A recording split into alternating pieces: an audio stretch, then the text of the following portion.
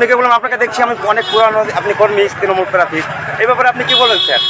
আমি এই দিদির জন্য আমি সমর্থন করছি। দিদিকে আমি জেতানোর জন্য এই প্রার্থীকে জিতাবো আর উপহার তুলে দিব প্রার্থীকে দিদির হাতে, যার জন্য আমি এই মানে বুথ সভাপতি আছি আমি এখানকার।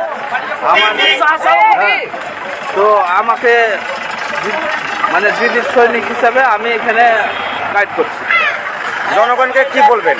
জনগণকে এই যে মানে যে উন্নয়নের ধারা দিদি দিয়েছে, উন্নয়নের ধারাটুকু আমরা তুলে ধরবো, জনগণকে বলবো যে আরও উন্নয়ন, দিদির হাতটাকে শক্ত করুন। দিদিকে এই আমাদের বিধায়ক যে মানে নুরুল আমদা খাড় হয়েছে তাকে ভোটে জিতিয়ে আমরা দিদির হাতে তুলে দেবো। দিদির হাত শক্ত করে আবার উন্নয়নটা আরও যেন দিদি বেশি বেশি করতে পারে, যার জন্য আমি দিদিকে আহ্বান জানাই।